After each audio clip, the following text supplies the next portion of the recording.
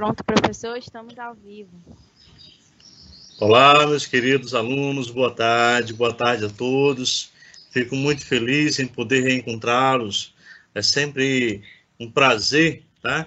Extraordinário a gente recomeçar uma etapa, sobretudo num momento tão delicado como esse que a gente está vivendo agora.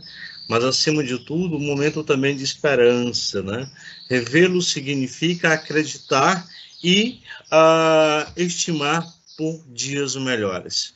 Não só para a nossa sociedade, de modo geral, mas, sobretudo, para o crescimento individual de cada um de vocês. E aqui eu falo especificamente como estudante, né? E bom que a gente retorne esses dias tendo consciência bem clara de que a gente não está mais de férias, que a gente não está mais de recesso. A gente está vivendo um sistema diferenciado, né? Estamos em isolamento, mas é bom, importante que a gente tenha essa dimensão, tá?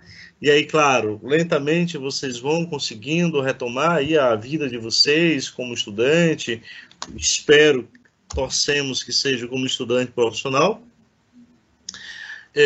Pode contar com a gente, com toda a equipe da escola, professores aí, sem sombra de dúvida, e claro, sempre seguindo, gente, aquelas regrinhas, as normas que a gente tem passado para vocês ao longo da semana e das semanas vindouras. A gente vai estar fazendo vídeos curtinhos aí, tá? Dando sugestões, orientações, mas desde então é importante que cada um de vocês tenha em mente que a gente tem um grande desafio.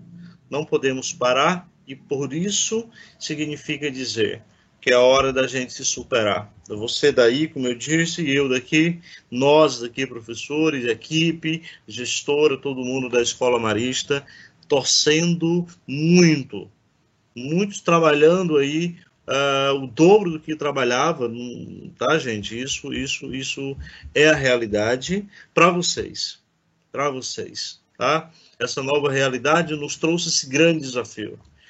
Tá? E a gente socializa acreditando que vocês também irão superar, tá? Superar e nos surpreender. Que bom que isso aconteça, né? Que você nos surpreenda. E as primeiras informações que a gente está tendo é essa, tá certo? Um grande número de alunos já estão participando da aula. E isso é a nossa energia, isso é a nossa motivação. Para a gente é uma grande surpresa. E aqui falo especificamente de mim. Seja pelo notebook, seja por outros equipamentos, celular e o smartphone, isso é o que importa. É que você, tá, está se superando. E, dito isso, voltemos, então, para o nosso conteúdo de história, tá? E aí, gente, eu vou convidar vocês aí a correr aí rapidinho e pegar o livro de história do 8º ano. Faz isso, tá? Quem não está aí com o livro agora na mão, quem já está, de parabéns, sempre compreenda por isso. Todas as minhas aulas a gente vai trabalhar com o livro, tá? Com exceções, terão slide ou algum outro material, mas o livro é a nossa base, tá certo? Então, quem não está com o livro na mão agora, corre lá, vai lá na bolsa e traz o livro. E aí, o livro é algo muito extraordinário, eu acho muito mágico, né? E principalmente porque a gente tem um livro colorido, a gente tem um livro bem atraente, bem interessante, né? O layout do livro, ele cativa, ele provoca a gente para dar uma olhada, para aprofundar o que está se passando em cada página. E o que eu vou fazer, então, nessa aula de hoje? A gente vai fazer uma viagem aí no nosso livro do que a gente viu até agora. A partir da próxima aula, a gente entra com conteúdo novo. É uma forma também de você se inserir nesse processo. Senão a gente já começa com uma temática nova e fica meio complicado.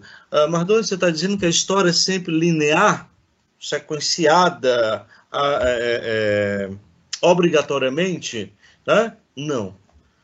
Mas a gente vai trabalhando pontos emendados, tá? Aula passada a gente viu esse conteúdo, hoje a gente vai relacionar a esse novo material. Então, abra aí teu livro na página 12, tá? Eu vou espelhar agora para vocês o livro de vocês, ok? Tá tudo certinho, Ju? Tá espelhado o livro direitinho? Tá, sim, professor. Tá na tela. Beleza, ótimo. Gente, então a gente começa aí, ó, com essas figuras. Adoraria poder estar dialogando com vocês aqui. Isso é o nosso calcanhar de Aquiles, tá certo? A gente sente essa falta. Mas vamos aí com o que a gente tem, tá? Já é muito. Tem uma coisa em comum entre esses personagens. Se eu lhes perguntasse, vocês diriam, eles são negros.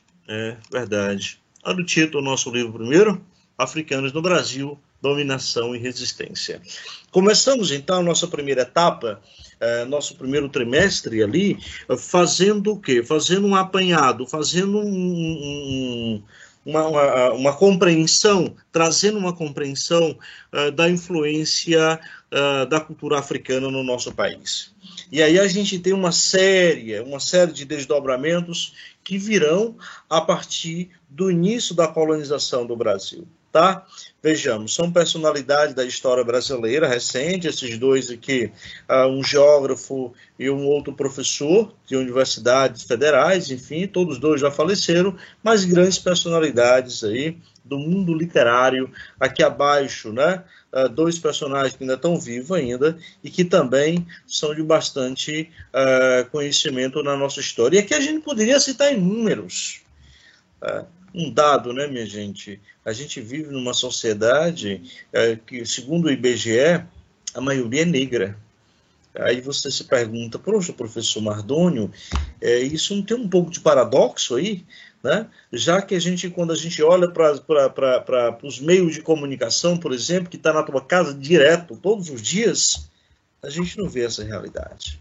Quando a gente olha para o Congresso Nacional, quando a gente olha para as instâncias que dominam aí as esferas do nosso país, e agora, infelizmente, até na cultura, a gente está vendo um predomínio cada vez maior de brancos. Mas, em termos de contingente, a gente tem que saber disso. Somos um povo de uma miscigenação muito grande e que tem, em sua maioria, aí, pessoas de cor negra, tá? Então, vamos aprofundar agora. Na página seguinte, vem a seguinte pergunta, né? Havia escravidão na África, gente, antes dos europeus? Nós vimos que sim. Você está lembrado disso? Nós dissemos que lá na África, antes dos europeus, aí, há milhares de anos, a escravidão não é algo que inventamos agora. A escravidão não vem com os portugueses há 500 anos atrás. A escravidão não vem com as sociedades capitalistas. Não. A escravidão, gente, ela remonta a mais de 5.000 anos. Dados apontam que lá na Suméria, na Mesopotâmia, e aí, ó, no 6º ano você já viu isso em algum momento, os povos, as classes dominantes, elas já tinham escravos como base de sustentação do sistema de trabalho, tá? E muitas vezes esse trabalho não era só o sistema de trabalho em si, mas associado também ao poder da religiosidade. Tá? Ou seja, a religião justificando essa escravidão. Aí você fala, Mardônio, mas isso só naquelas sociedades que a gente não tem conhecimento e tal? Não, no próprio judaísmo também. Existem partes da Bíblia que a escravidão ela é justificada, tá?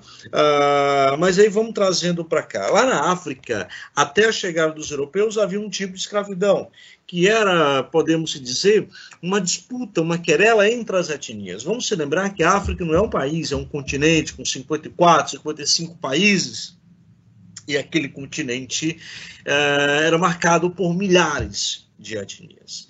E esses povos brigavam, lutavam, guerreavam em si. Tá? E, claro, muitos eram presos e ficavam retidos nas comunidades. Tá certo? Mardônio, mas isso também a gente viu aqui nas comunidades indígenas brasileiras há milhares de anos, 3, 4, 5 mil anos atrás. Nós temos a nossa comunidade indígena aqui, ela ela remonta aí 7, 8 mil anos. Também havia escravidão. Eram chamados escravos de guerra. Escravo de guerra na África, escravo de guerra aqui no Brasil. Mas entenda, não havia, e isso é importante, tá? Para a gente sair daqui. Meus queridos, cuidado, isso é bom você saber disso, porque tem muita gente racista, preconceituosa, tem uma visão deturpada e quer justificar a escravidão para dizer que os negros são fracos e que os negros escravizavam os próprios negros. E aí, claro que você, aluno, atento, que estuda, né? que entende que o conhecimento é a ferramenta mais importante para você resolver determinados problemas na vida, você vai dizer o seguinte: olha, mas eu estudei e eu me lembro que a escravidão na África não era uma escravidão comercial, não era em grande escala. Eles não escravizavam, uns aos outros para alimentar um comércio em grande escala. Tá? A base da escravidão naquele momento não era essa. Tá? Havia um sistema diferenciado do que vai acontecer no século XVI. Como que alguém poderia se tornar escravo na África, tá? Antes da chegada dos portugueses, ou seja, bem antes do colo do Brasil? Basicamente, o autor vai dizer que é 3 formas.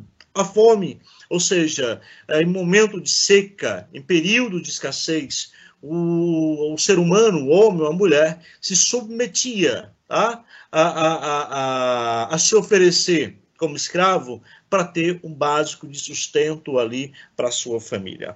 Uma outra maneira, e muito comum, repito, não só na África, mas em várias outras sociedades, é a questão da escravidão por punição judicial. Ou seja, os criminosos, as pessoas que cometiam crime, passavam a se tornarem escravas do sistema. Escravo do sistema que eu falo é do Estado, é do governo. Vimos isso ao longo da história recente, tá certo? Daqui a pouco você vai estar no 9º ano e a gente vai ver, por exemplo, a Revolução Russa. Revolução Russa, minha gente, é a primeira metade do século XX, 1940, 1930, acontece isso, sabe o que na Rússia? Escravos, os presos, as pessoas que cometiam crimes, eles eram tratados pelo Estado, tá? E aqui a gente está falando de um período em que o Stalin, o regime totalitário de Stalin governava, milhões de pessoas eram escravizadas nos campos de concentração. Os gulags, na Segunda Guerra Mundial, também a gente viu isso, ou melhor, a gente vai ver isso com o judaísmo, né, com o Holocausto, enfim. E hoje a gente também tem, tá? Nós temos, sobretudo, minha gente, na região norte do Brasil, nordeste também, onde a gente está, na região norte, ali nos resquícios ali das áreas mais distantes do controle do Estado, tá? Isso, qualquer pesquisazinha aí no YouTube, você busca isso facilmente. Depois vem outra forma de escravidão aí, que é a questão de dívida. O escravo devia algo para alguém, não conseguia pagar, viraria escravo, e teria também outras maneiras. A gente só está relembrando aqui, tá? A gente não vai se aprofundar nisso daqui, tá? Lembrando bem que a maior parte desses escravos eram escravos de guerra. Presta bem atenção. Calcula-se, segundo os historiadores e especialistas aí que se aprofundaram durante anos em buscas e pesquisas, 75% dos escravos da África são resultado de escravos de guerra. Detalhe, vou repetir aquilo que eu te falei. 75% dos escravos arrancados do continente africano, tá certo? 75% dos escravos arrancados do continente africano, eles vão reproduzir, eles vão alimentar um comércio de escravos que tem como base a guerra. Aí você pergunta, mas como, professor?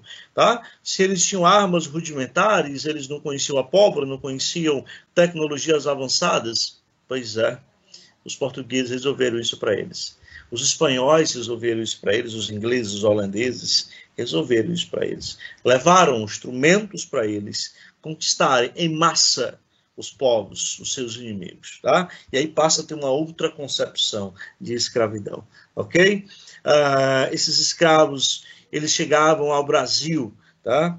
A proporção que eu vou passando a imagem, estou acompanhando o teu livro aí, eles chegavam ao Brasil, aqui na página 15, onde você vê aqui o fluxo de onde vinham esses escravos, tá? Eles vêm aí do litoral africano. E uma coisa que é interessante, eles, ao chegarem na América, ao chegarem no Brasil, lembrando, minha gente, que do total aí dos 12, 13 milhões de escravos, em média, que se tem a notícia, que se tem aproximado aí, existem autores africanos que falam em 40 milhões, mas 12, 13 milhões já é um número gigantesco. Imagina aí, 12 milhões de escravos arrancados do continente para a América, dos quais 5 milhões de médio vêm para o Brasil. Lembrando que Fortaleza é uma capital, quinta maior do país, e que tem 3 milhões de habitantes, então se bota quase 2 vezes todos os habitantes de Fortaleza, foi a quantidade de escravos que vieram para cá. Tá? Então fomos o país que mais recebeu escravo no mundo, o Brasil.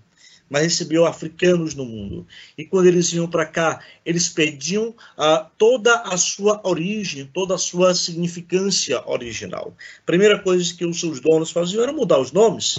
Dos escravos não vinha das suas etnias. Se eles viessem da etnia, por exemplo, Benguela, tá? Ele recebia o nome não da etnia dele, tá certo? Mas do porto em que ele partia, tá? Por exemplo, se ele viesse de Bissau, tá no seu mapa aí, tá? A Guiné-Bissau, ele chegando na América, ele passaria a ser chamado de Bissau, e assim Cabinda, assim Benguela e tantos outros. Ou seja, ele perdia o nome dele, e nunca mais ninguém chamaria ele pelo seu nome.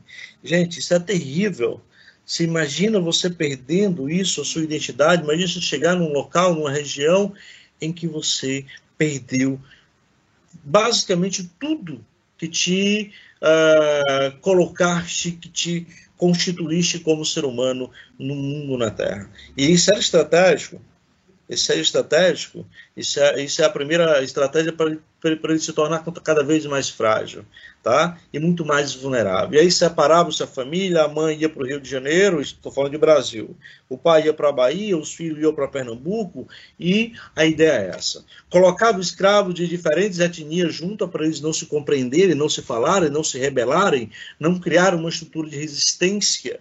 Vejamos bem, até aqui, minha gente, você tem percebido que essa formação do Brasil, tá, que temos hoje, uma grande maioria, aí uma maioria de pessoas ditas negras, não significa dizer que elas são todos descendentes de africanos.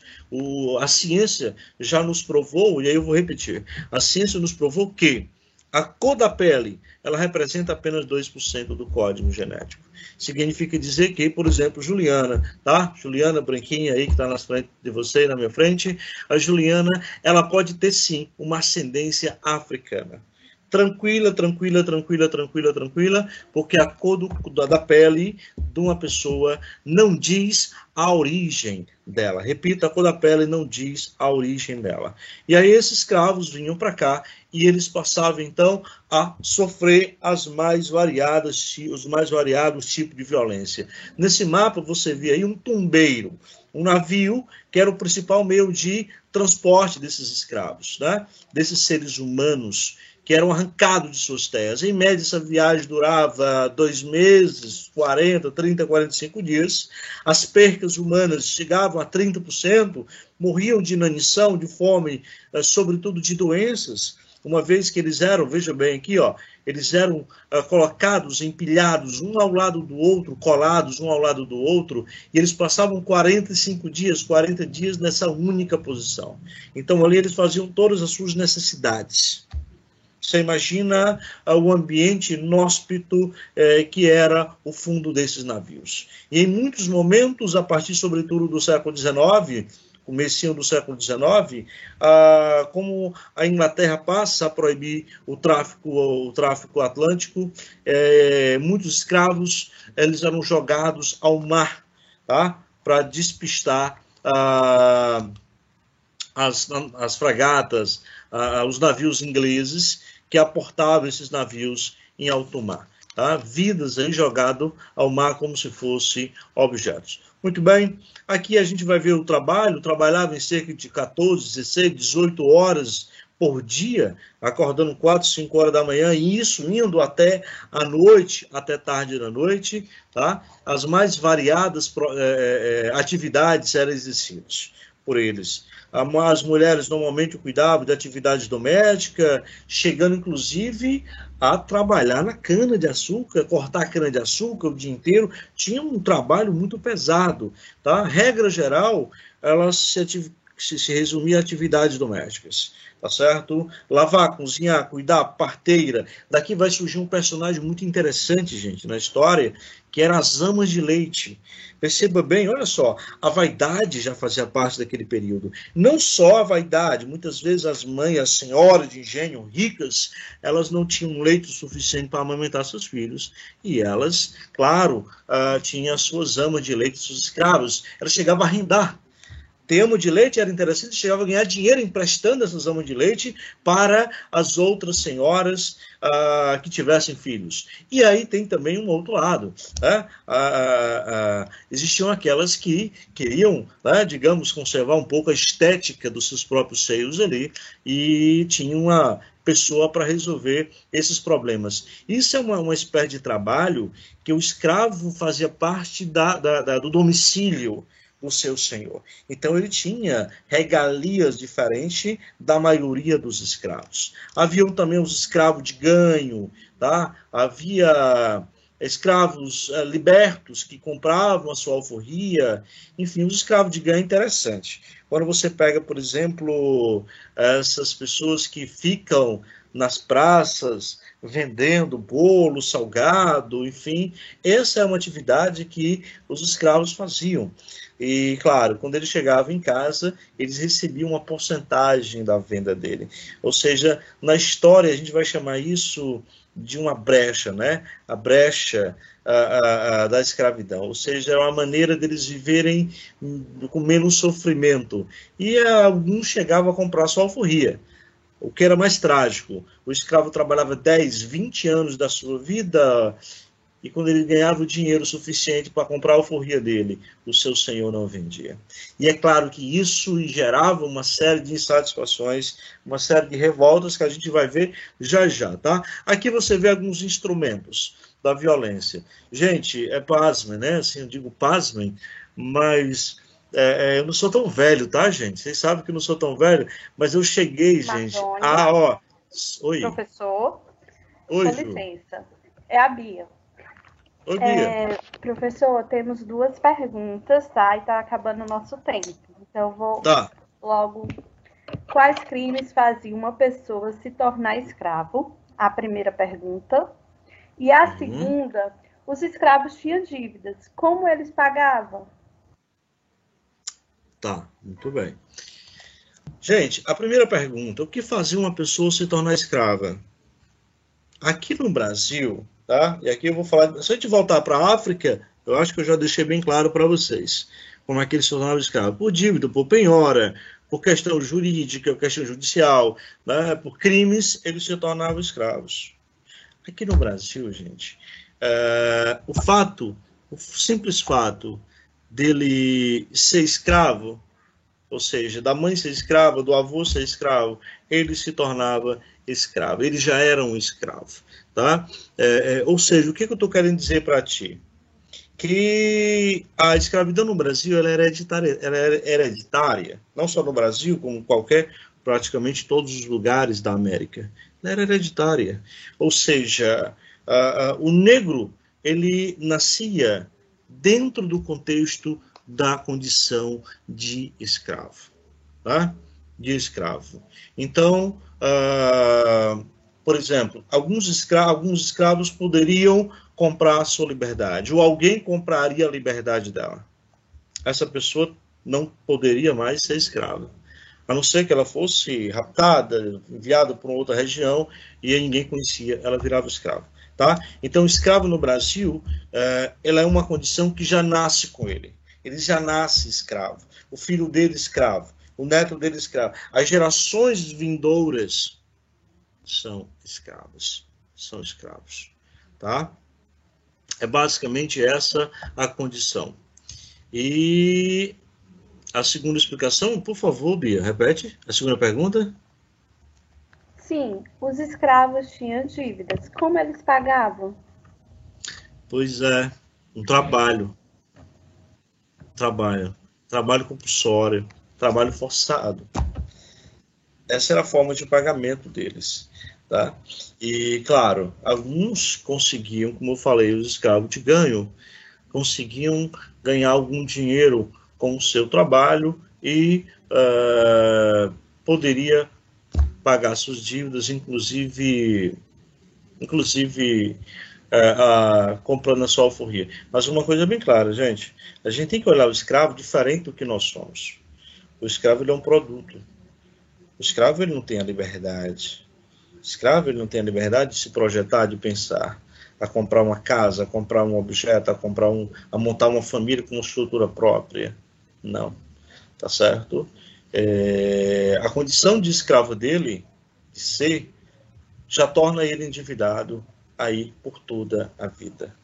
Ou seja, ele não tem, o dono dele não é obrigado a libertá-lo, mesmo que ele tenha dinheiro suficiente para comprar a sua alforria, a sua liberdade, a alforria, a liberdade, tá? Então, felizmente é isso.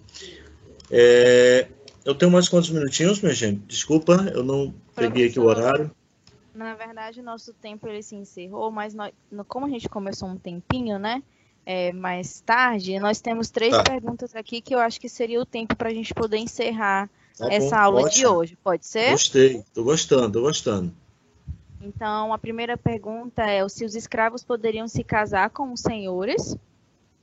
Segunda pergunta, se existia alguma maneira de um europeu virar escravo no Brasil. E a terceira pergunta é se alguns desses escravos que eram jogados ao mar, se eles conseguiam viver, se salvar, né, no caso. Eu vou começar de trás para frente, tá? Não, aí é praticamente impossível. Por quê? Quando esses escravos eles eram jogados ao mar, eles eram jogados amarrados em argolas de ferro. A intenção é que eles afundassem no oceano para não deixar nenhuma pista de que aquele navio estava trazendo escravos. Senão o navio seria preso, seria apreendido, os tripulantes do navio seriam presos, seriam julgados na Inglaterra. Era um péssimo negócio. Tá? Ou então a gente não tem aí relatos de sobrevivência. Se tivesse, a gente está falando de algo excepcional. Então, coisa de filme aí. Né? A segunda pergunta, um europeu tornar-se escravos no Brasil. Gente, o europeu é branco, né? É também uma realidade que não era comum, né? A não ser que ele viesse para cá e fosse um negro, viesse um europeu negro, que também durante a miscigenação isso vai acontecer, e aqui ele fosse confundido como escravo, ou tivesse uma dívida, ou enfim, ou fosse vítima de um plano aí, como o filme 12 anos de escravidão, que eu acho que vocês devem ver, para quem não viu ainda, é sensacional, mostra esse relato aí, essa experiência. E a primeira perguntinha, né? Uma escrava podia casar com seu senhor, um escravo podia casar com sua senhora?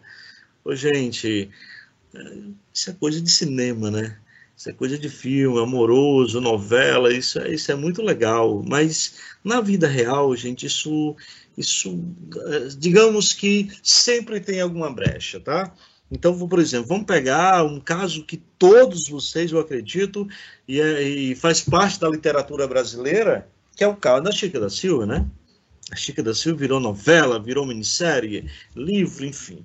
Ela é esse personagem, ela é uma escrava que se casa com um minerador europeu, né, que está no Brasil.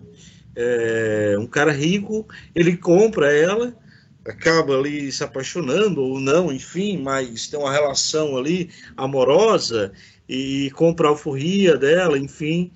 E o fato é que ela se torna uma das mulheres mais ricas daquela região, tá? Mas assim, olha, é um mito, né? A gente fala um mito como um mito, quer dizer, uma entre ali 200, 300 mil. E aí sim, a gente vai aí também para não desfazendo o amor, a questão amorosa, jamais isso, mas vamos entender o seguinte: a proporção de homens para mulher naquela região ali da Chica da Silva se calcula que é de 30 para 1 mulher, tá? Então, não era muito difícil aí uma pessoa, um branco mesmo, um europeu, digamos, se encantar aí pelos encantos, né? Meio que redundantemente aí, pelos encantos de uma escrava, né? Mas, enfim, a gente não dá para trabalhar com isso não, tá, gente? Infelizmente, é bom que a gente veja que a nossa sociedade, a construção da história do Brasil, ela é baseada, sim, na exploração da raça branca, e que eu vou usar raça como um termo, né, comum da época, sobrepujando a negra. Ou seja, escravo é escravo até morrer. Isso a gente vai ver até 1888 com a abolição, quando vai acabar, entre aspas, a abolição, mas isso a gente vai ver lá na frente, tá? Eu adorei demais a aula, adoraria ver o rostinho de vocês aqui, tá? Digamos aqui, com muito subterfúgio que a gente tem aqui, a Ju, tá? Representando vocês, mas eu gostaria muito de revê-los aqui visivelmente, e hoje foi muito bacana, muitas perguntas. Ju, diz o nome aí de uns 3 alunos para mim, por favor. A Bia está aí para dizer? 3 ou 4 que está participando da aula? Tem a Bianca, Pedro Antônio, a Luana. Que ótimo, que felicidade. Temos quantos mais ou menos alunos aí, Bia? 37, professor. Poxa, parabéns, estou feliz. Show, show, show, show. Felizão. Gente, ó, próxima aula, então, conteúdo novo aí, tá? Vou retomar com vocês aí só um pouquinho a questão dos bandeirantes e a gente já entra em matéria nova, tá bom? Um cheiro no coração de vocês, um forte abraço e a gente se encontra aí, se Deus quiser, na próxima aula. Abração, capítulo 4 para vocês na próxima aula. Show? Tchau.